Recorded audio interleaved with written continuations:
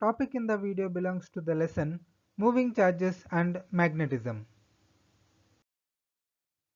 Learning outcomes of this video are radius and frequency of a charged particle when it enters in a magnetic field perpendicularly. Another one, time period of revolution for the same case, that is charged particle when it enters in the magnetic field perpendicularly.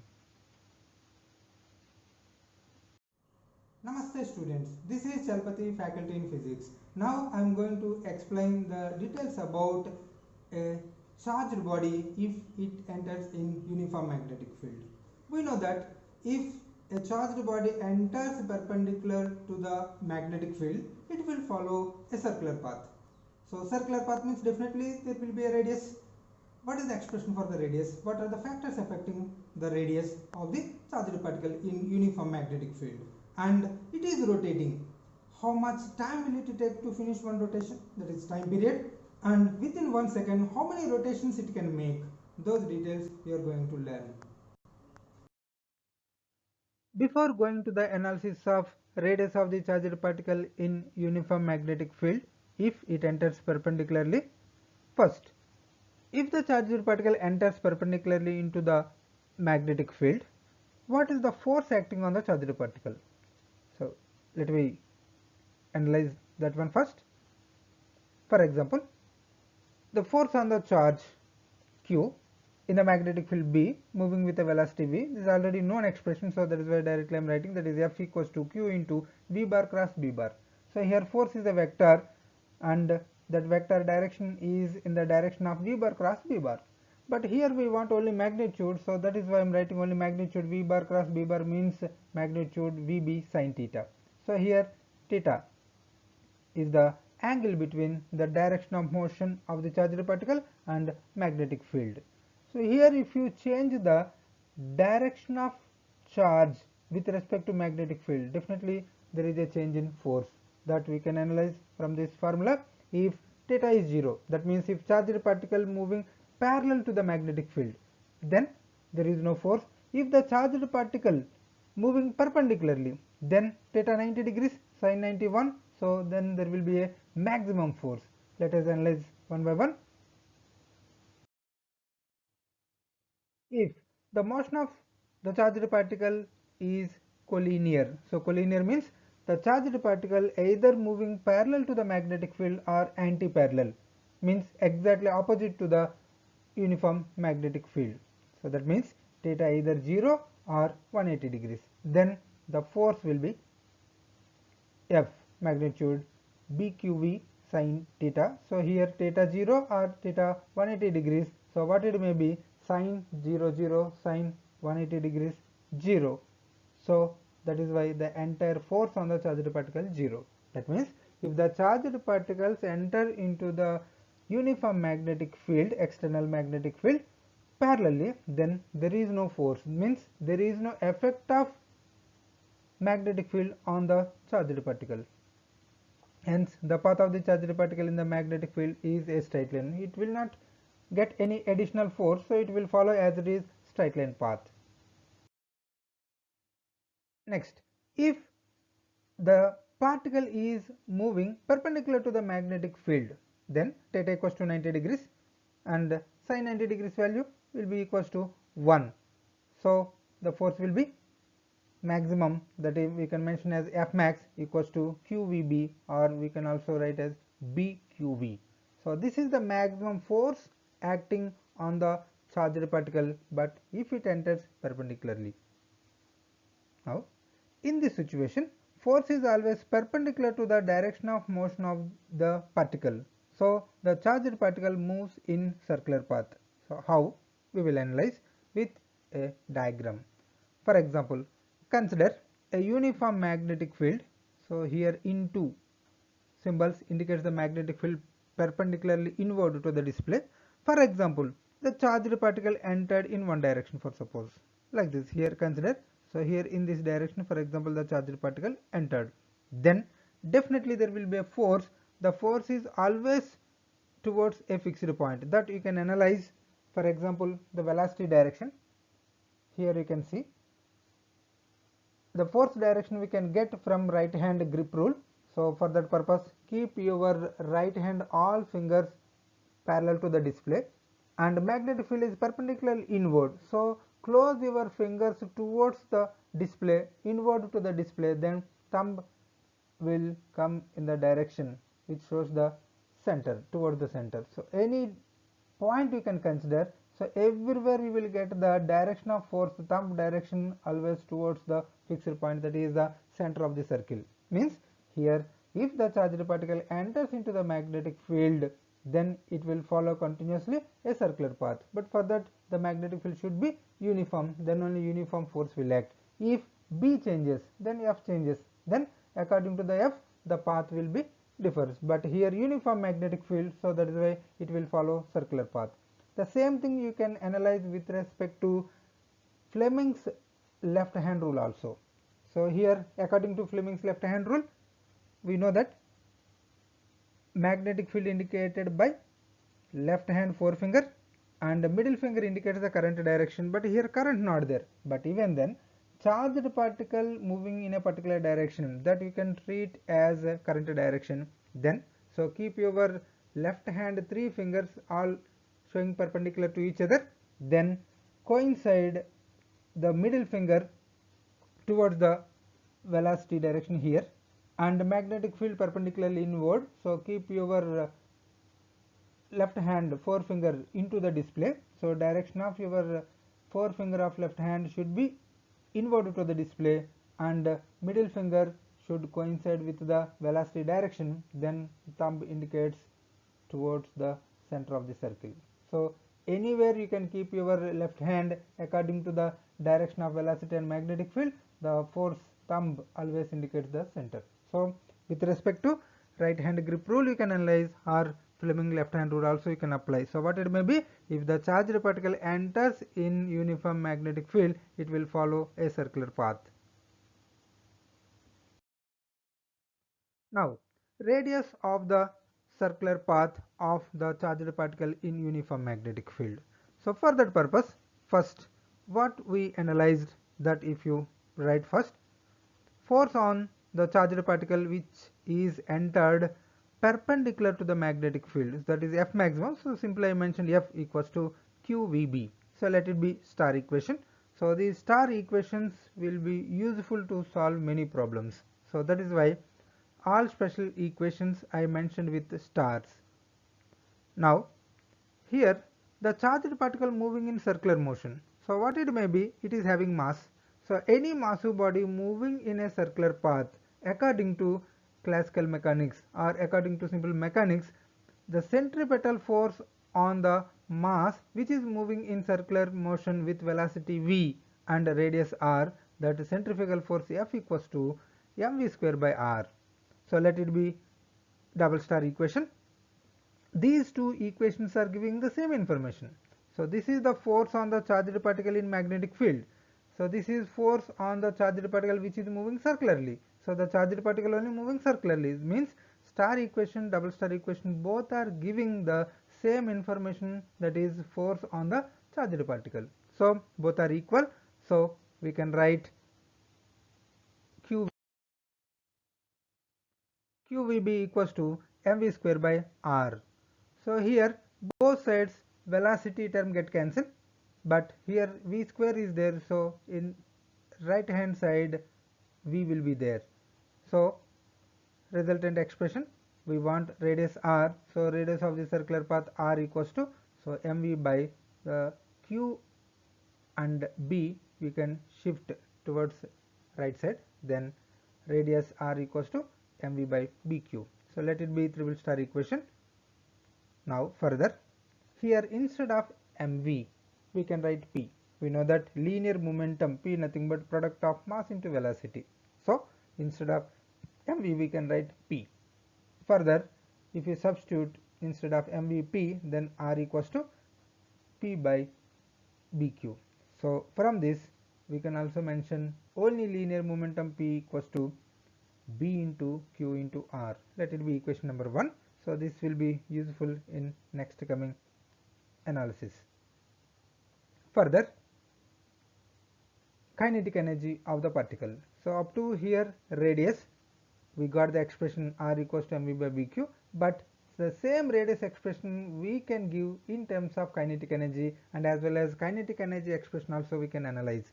So for that purpose, so kinetic energy means half mv square, that we know, but that we can also write as, so multiply with mass and divide with mass, then denominator it will be 2m, and numerator m into m square v square by 2m.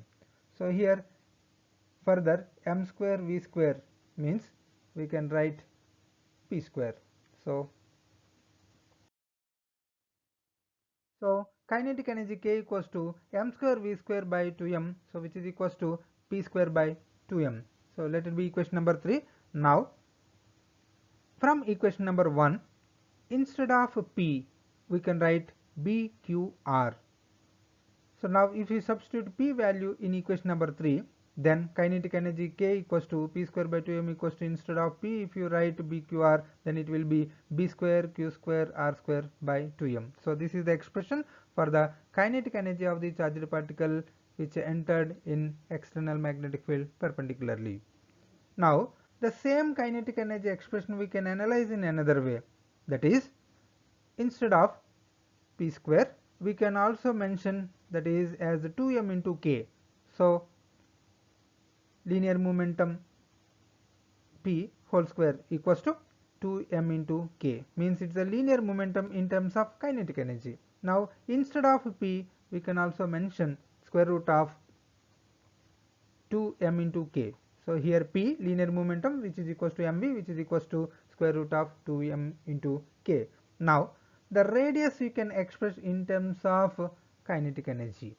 So for that purpose, so from triple star equation, the radius r equals to mv by bq, so which is equals to, instead of mv we can mention square root of 2m into k, so by bq. So this is the expression for the radius in terms of kinetic energy. So if kinetic energy increases, then radius increases. So the radius is proportional to square root of kinetic energy. All we can analyze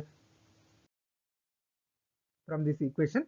So first, if you analyze radius of the charged particle r proportional to velocity v, next depends upon remaining parameters also, those if you mention, that is proportional to linear momentum p, so m into v, so collectively proportional to p, and proportional to square root of kinetic energy, and inversely proportional to magnetic field, and as well as inversely proportional to charge of the charged body. So these are the factors affecting the radius of the charged particle in external uniform magnetic field if it enters perpendicularly. Now a problem: a proton, a deuteron and an alpha particle having the same kinetic energy are moving in circular trajectories in a constant magnetic field. So here they said magnetic field constant, and as well as same kinetic energy, means kinetic energy also a constant value. If Rp, Rd and R alpha denote respectively the radii of the trajectories of these particles, means charged particles, then find the ratio Rp is to Rd is to R alpha. So proton radius, deuteron radius and alpha particle radius ratio they are asking. So first solution, the given data if you mention, so that is first kinetic energies are same. So kinetic energy of proton, kinetic energy of deuteron, kinetic energy of alpha particle 3 are equal. We can mention those are constants, which is equals to k also we can mention, and as well as magnetic field constant. So constant magnetic field, let it be B. Now we have to find out the radius ratio, that is Rp is to Rd is to R alpha. So to find out that one, the formula R equals to mv by bq, or we derived just now, that is square root of 2mk by bq. So if you use this formula, we can also write in this way. So here R equals to square root of 2mk by bq. So here all parameters we can simplify and we can mention like this.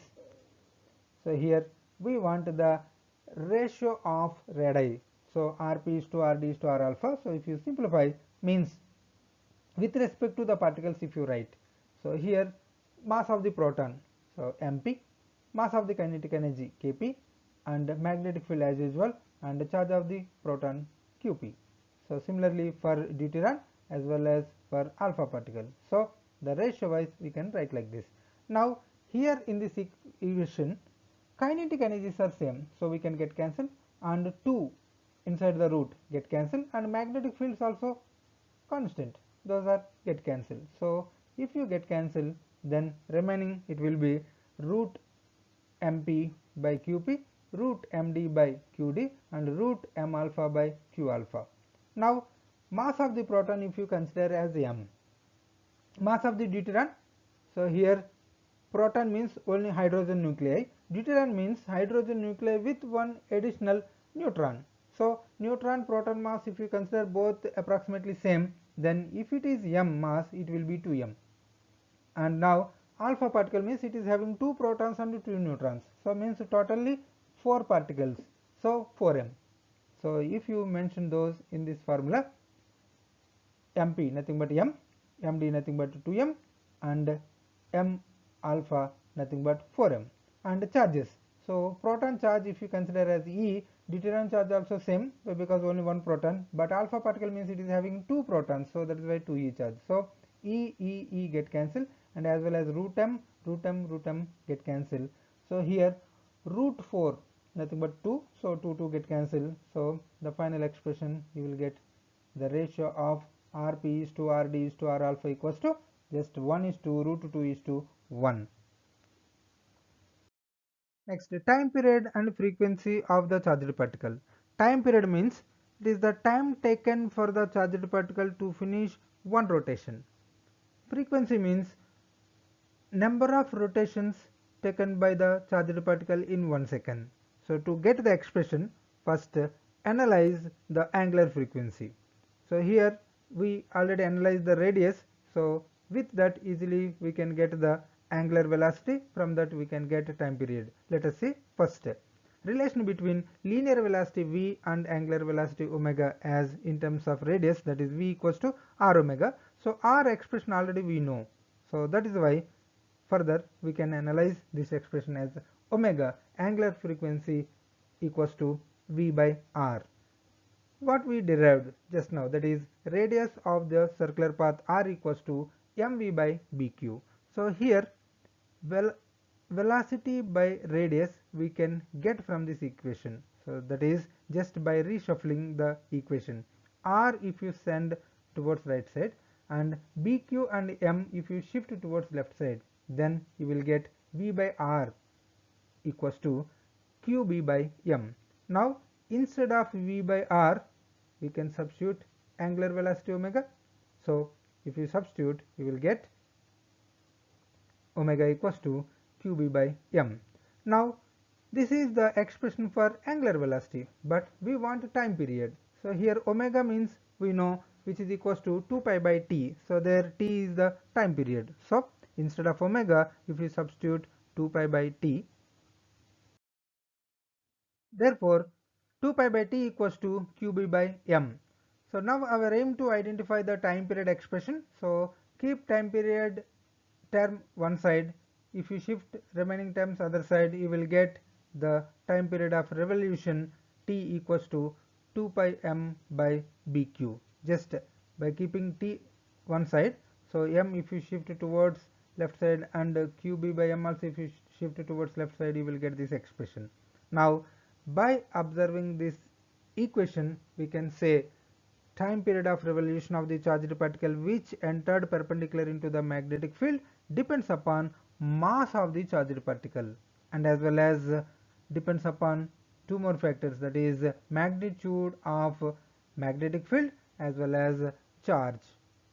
And one more point you can say, key point, that is independent of velocity of the charged particle. So here in time period expression velocity is not there, so independent of velocity. So if you get the time period expression, easily we can say frequency expression. Why? Because frequency nothing but reciprocal of time period. So we know that frequency f equals to 1 by t. So this equation, if you do reciprocal, you will get the frequency expression. So therefore frequency of revolution F equals to QB by 2 pi m. So let it be 5-star equation. So very important equation. So with this equation we can conclude the frequency of revolution of the charged particle depends upon magnitude of charge as well as magnetic field and inversely proportional to the mass of the charged particle, and as well as we can say one key point, that is independent of velocity of the charged particle. So what it may be the velocity, the frequency of rotation depends upon the three factors, these three only. So if mass is very high, then frequency will be less. If charge is high, magnetic field is high, then frequency will be high. Frequency means number of rotations made by the charged particle in magnetic field will be high. Next, one problem. Find the ratio of time period of proton to that of alpha particle circulating with the same speed in the same uniform magnetic field. So here velocity and as well as magnetic field values same, constant for proton as well as alpha particle. So solution. So given data, if you write, first velocity same they mentioned, or speed same. So velocity or speed of the proton as well as speed of the alpha particle both are equal, and as well as magnetic fields also same. So that is constant, let it be B. Then the time period ratio they are asking, so that is Tp by T alpha. We know that time period expression, that is time period of revolution T equals to 2 pi m by bq. So we want the ratio of Tp by T alpha. So here time period proportional to mass of the charged particle and as well as inversely proportional to magnitude of the charge. So here magnetic field is constant, so it will be get cancelled. So time period ratio we can mention as the ratio of magnetic field. So here proportional, so that is why mp by m alpha, charge inversely proportional, that is why q alpha by qp. Now for a proton, if you consider mass as m, then alpha particle having 2 protons and 2 neutrons, so we can mention roughly that is equals to 4m, and charge of alpha particle is double the charge of proton. So proton charge is E, if you consider alpha particle is having 2 protons, so that is why 2e charge. So if you mention both in the equation, then proton mass only m, so alpha particle mass 4m. Now remaining charge ratio, that is q alpha nothing but 2e by proton charge E. So E get cancelled, m get cancelled, so 2 divides 4 by 2 times. So that is why the ratio of time period of a proton to the alpha particle is 1 by 2. This is the answer. Thank you.